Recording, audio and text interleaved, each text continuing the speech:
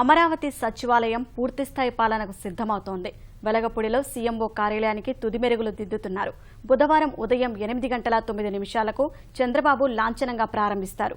ముఖ్యమంత్రి భద్రతా సిబ్బంది, ఉన్నతాధికారులు ఏర్పాట్లను నిరంతరం పర్యవేక్షిస్తున్నారు. హైదరాబాద్ సచివాలయాన్ని పూర్తి స్థాయిలో రాజధాని ప్రాంతానికి తరలించిన ముఖ్యమంత్రి చంద్రబాబు వెలగపూడి నుంచే తన కార్యకలాపాలు ప్రారంభించబోతున్నారు.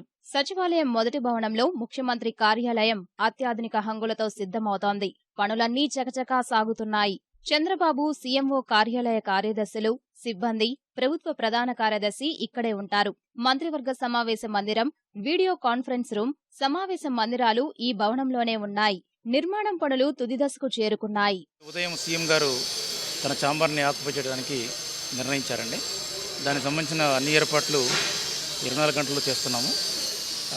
ముఖ్యంగా సీఎం గారి ఛాంబరు, ఆయన యాంటీ రూము, అలాగే పిఎస్ ఛాంబరు, కారిడారు, అలాగే సీఎం గారు లిఫ్ట్ దగ్గర దిగే ఏరియా మొత్తం అంతా కూడా ఆల్మోస్ట్ రెడీ అయింది. కొన్ని చిన్న చిన్న ఏర్పాట్లు శరవేగంగా జరుగుతున్నాయి. ముఖ్యమంత్రి కార్యాలయాన్ని రక్షణాత్మకంగా నిర్మిస్తున్నారు. రాకెట్ లాంచర్లతో దాడి చేసినా ఏమాత్రం చెక్కుచెదరని రీతిలో నిర్మాణం జరుగుతోంది.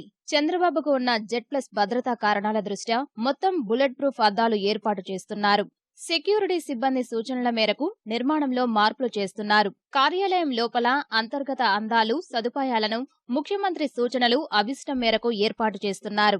సాంకేతికతకు ఎప్పుడూ పెద్దపీట వేసే సీఎం సచివాలయం నిర్మాణంలోనూ ఆ మార్కు చూపించారు. విద్యుత్ పొదుపు చేసేందుకు సాంకేతికతను వినియోగిస్తున్నారు. అత్యాధునిక సీసీ కెమెరాలు ఏర్పాటు చేశారు.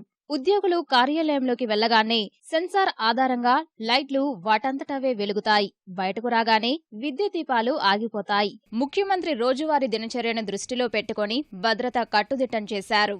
అన్ని డ్రాయింగ్స్ ప్రకారంగా కాకుండా ఎక్కడెక్కడ మార్పులు అయినాయో ఆ మార్పులు తగినట్టు సెక్యూరిటీ ఏర్పాట్లు అయినా లేదా చూసుకోవడం జరిగింది. ప్రతి ఒక్క కార్యాలయం కూడా దాని యొక్క ప్రత్యేకతను బట్టి సెక్యూరిటీ చెక్ జరుగుతుంది.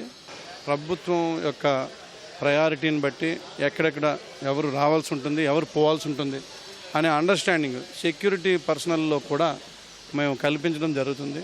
ప్రాధాన్యతలను బట్టి, పాసులను బట్టి మనుషులను రానివ్వడం, పోనివ్వడం అనేది జరుగుతుంది. అలాగే ఇక్కడ ఈ బ్లాక్లో కూడా సెక్యూరిటీ వాళ్ళు కూర్చోవడానికి కూడా ప్లేస్ ఇవ్వడం జరిగింది. అంతరాయం కలగకుండా సెక్యూరిటీ కూడా ప్రోగ్రామ్కి అనుగుణంగా ఉండేటట్లు చేయడం నా బాధ్యత. ఆ పని మీదే ఉన్నాం. కేవలం ఏడాది వ్యవధిలోనే అన్ని పనులు చకచకా సాగాయి.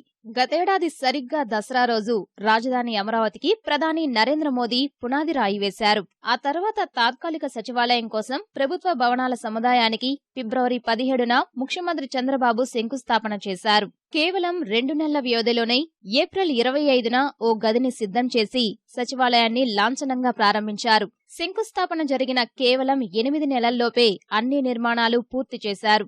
సర్వ హంగులతో పూర్తిస్థాయి పరిపాలనకు వెలగపూడి సచివాలయం సిద్ధమైంది.